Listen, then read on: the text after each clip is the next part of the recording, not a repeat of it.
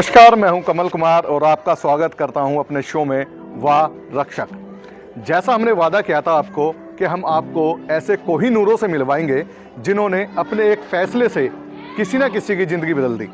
जी हाँ, आज हम एक ऐसे ही कोहिनूर के पास आ पहुँचे हैं जिसका नाम है थान सिंह।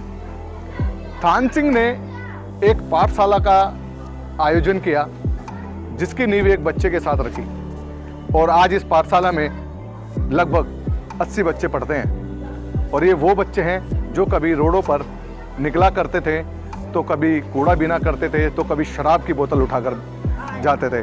कितना कठिन हुआ थान सिंह के लिए ये, और किस तरीके से सारी चीज़ें हुई, ये आपको दिखाते रहेंगे। देखते रहिए वाह रक्षक।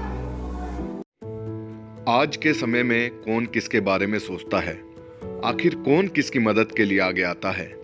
शायद ही आपने देखा हो इस जमाने में कोई किसी की मदद करे। सब अपने जीवन में व्यस्त हैं।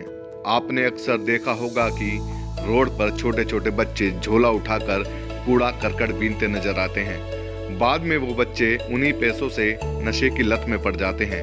ऐसे ही बच्चों पर दिल्ली पुलिस के एक जवान की नजर पड़ी और फिर सिलसिला शुरू हुआ थान सिंह की पाठशाला का। 2-4 बच्चों से शुरू हुई पाठशाला आज 80 से 85 बच्चों की पाठशाला बन चुकी है। आखिर ये सब संभव कैसे हुआ, सुनते हैं इस पाठशाला की कहानी दिल्ली पुलिस के रियल हीरो थान सिंह की जुबानी। सर, मेरी शुरुआत भी इसी माहौल में हुई है और इसी माहौल से मैं निकल के आया हूँ। और वही मेरा एक पीछे वाला मेरी ज़िंदगी भी ऐसी थी। मेरे माँ बाप बचपन में जब हम छोटे थे तो वो काम पे चले जाते थे, तो हम भी उधर इधर घूमते रहते थे। तो उस चीज़ का भी ध्यान था और उस परिस्थिति में भी ध्यान था। बस उस परिस्थिति में ये ध्यान था कि माँ बाप का थोड़ा बहुत फोकस रहता था हमारे ऊपर कि किस तरीके से रहना है, किस तरीके से नहीं रहना। तो उस चीज़ का बहुत बड़ा मुझे बेनिफिट मिला कि आज माँ बाप अगर बच्चों पे थोड़ा सा ध्यान देते तो बच्चे सही रहते हैं। अगर बच्चे थोड़ा सा बच्चों पर ध्यान नहीं देते तो बच्चे बिगड़ जाते हैं। क्यों, वो मैंने अपने सामने परिस्थितियाँ देखी हैं। तो हर चीज़ पे कंट्रोल, ये बेचारे मजदूर लोग हैं जो भी इस पाठशाला के अंदर हैं, उनके बच्चे हैं ये, जो माँ बाप बेचारे सुबह काम पे चले जाते हैं। कोई कुतुब मीनार काम कर रहा है, कोई पुराना किला काम कर रहा है। तो यानी कि ये सभी उन मजदूरों के बच्चे हैं जिनके अंदर पढ़ने की बहुत इच्छा होती है। बच्चों से, हर बच्चे से पूछो तो हर बच्चा चाहता पढ़ूँ मैं, बस किसी मजबूरी के कारण ये पढ़ नहीं पाते थे। तो वही स्थिति मेरे सामने मैंने फेस करी हुई है। तो मुझे पता था, अनुभव था कि शिक्षा की वैल्यू कितनी है और शिक्षा जितना अगर बच्चों को मिलेगी ना, उतना ही अपने अंदर परिवर्तन ला सकेंगे। तो ये मेरा एक विचार है और यही मेरी एक सोच है। थान सिंह जी, इस थान सिंह की पाठशाला की शुरुआत कैसे हुई? क्या विचार आया? क्या आपने इन बच्चों में देखा था? क्या कर रहे थे उस समय ये बच्चे? सर, मैं शुरू में मेरी दुकान थी प्रेस की। हम कपड़े प्रेस करते हैं, मेरे माँ बाप भी कपड़े प्रेस करते। तो वहीं पर एक गुरुद्वारा था, विष्णु गार्डन, एस ब्लॉक, गली नंबर 4। वहीं मेरी दुकान आज भी है, जहाँ पर मेरा छोटा भाई काम करता ही है। तो वहाँ पर मैंने सेवा भाग लोगों के अंदर देखा कि गुरुद्वारे में लोग बाग किस तरीके से सेवा करते हैं। तो वही सेवा भाव मेरे दिल में था कि मैं भी जब वर्दी पहनूं, क्योंकि मेरे वर्दी पहनने की इच्छा मेरे पिताजी की थी। वो मेरे पिताजी रह गए थे, तो वही मेरी इच्छा थी कि मैं वर्दी पहनूंगा और लोगों की सेवा करूंगा। और वो किस तरीके से करूंगा ये मुझे नहीं पता था, मगर मुझे पता था सेवा करनी है मुझे। तो वही मेरे अंदर एक अरमान थे। तो मैंने यही देखा, जब आया मेरी पोस्टिंग हुई लाल किला कोतवाली में, तो देखा मैंने ये बच्चे हैं, ये इधर उधर घूम रहे हैं। क्योंकि इंसान वही जान सकता है जो इस स्थिति से निकला हो। उन स्थितियों से मैं निकला हूँ। क्योंकि एक बच्चा गलत करता है और उसके संग जो 4-5 बच्चे होते हैं वो भी पिस जाते हैं। तो जो बच्चा पढ़ना भी चाह रहा होता है ना, वो भी पिस जाता है उसी चीज़ों में।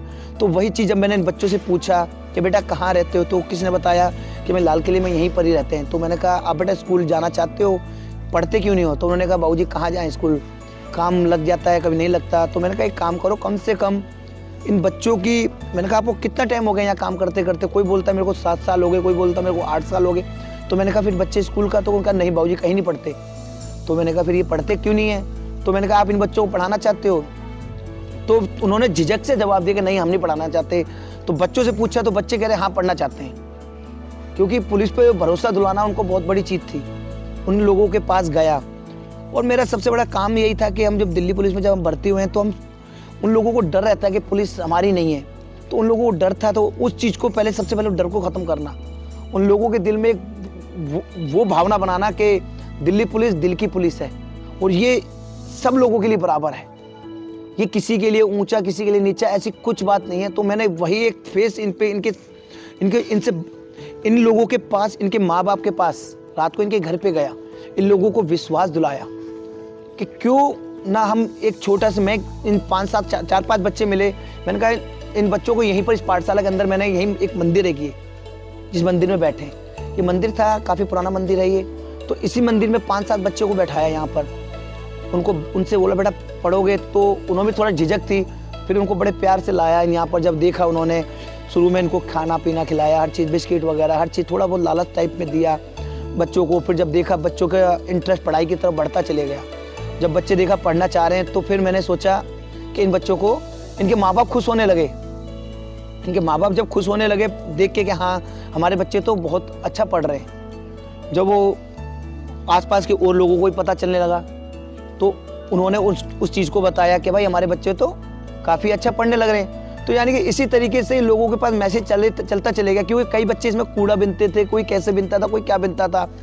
तो मेरा मेन मकसद था कि इन बच्चों को उन चीज़ों से दूर रखना, क्योंकि एक बच्चा जब एक कूड़ा बिनता है उसे 40-50 रुपये इकट्ठे करके फिर दूसरा बच्चा उसके साथ में, यानी कि लालच, तो उस लालच को मुझे ख़त्म करना था। और उस लालच के जो मुझे लालच देना था, वो लालच देना था शिक्षा का लालच मुझे इन बच्चों को देना था, और वही मैंने आज किया। और इन बच्चों के अंदर, हर बच्चे के अंदर एक अलग क्वालिटी है पढ़ने की, और हर बच्चा कुछ ना कुछ करना चाहता है अपने दिल से, बस इनको थोड़ी सी, क्योंकि इनके पीछे से कोई नहीं पढ़ा, पीढ़ी दर पीढ़ी पढ़ा नहीं, तो इन्होंने भी सोचा कि कोई नहीं पढ़ेगा कोई फ़ायदा नहीं। तो मुझे वो सोच बदलनी थी, मुझे इन लोगों के अंदर एक शिक्षा के प्रति एक जिज्ञासा जगानी थी। बेटा, मेरा नाम नीलू है। बेटा यहाँ कैसे आए और आपको किसने बताया कि यहाँ पर पढ़ाई होती है और किसने आपको सपोर्ट किया? मैं यहाँ पे बहुत सालों से पढ़ रही हूँ। मुझको एक लड़का और एक लड़की ने बताया था कि यहाँ पे एक अंकल जी हैं, वो पुलिस में और वो बच्चों को पढ़ाते हैं, तो मैं यहाँ पे पढ़ने आती हूँ। और सबसे ज़्यादा सपोर्ट अंकल जी का है, वो यहाँ पे मुझको पढ़ाते हैं और हर चीज़ देते हैं, और वो एक पिता का प्यार भी देते हैं, और मुझको बहुत अच्छा लगता है यहाँ पे पढ़ना भी और उनका प्यार लेना भी। बेटा क्या बनना चाहते हो, क्या सोचा आपने जब बड़े होगे, तो आप बड़े होके क्या बनोगे और क्या कैसे करोगे?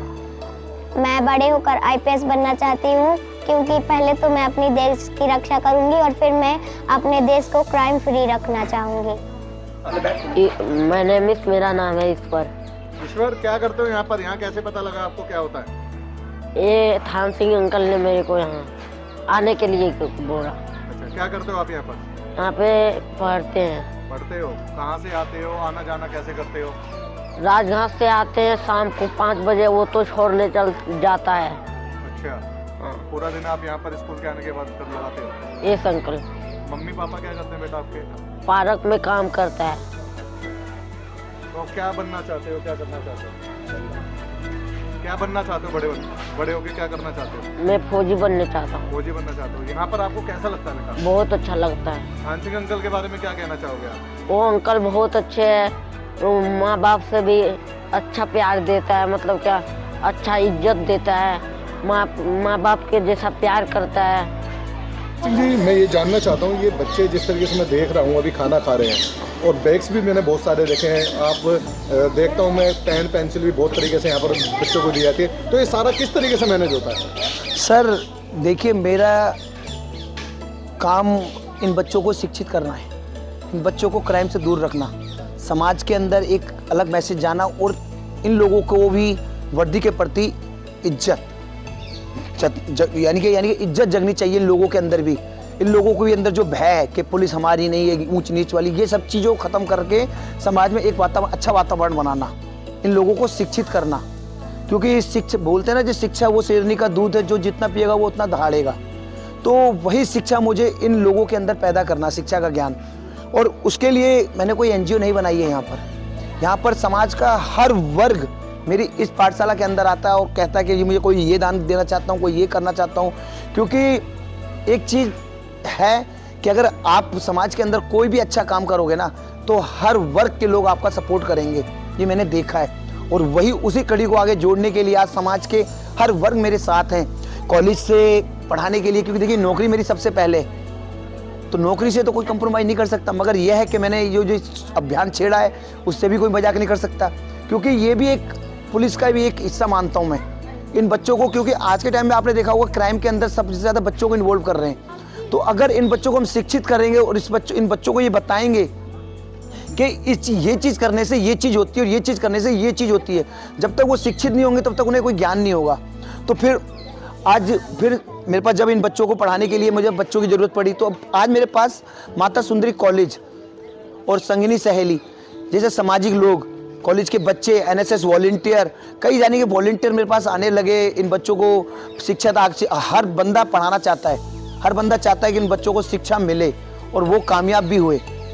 और फिर रही बात, आज इन बच्चों को देख रहे हो आप, ये जो प्रसाद खा रहे लंगर, क्योंकि जो सबसे पहले इंसान को क्या चाहते हैं, रोटी कपड़ा और मकान, और इनका पेट में खाना खाने के लिए इन बच्चों को खाने की व्यवस्था।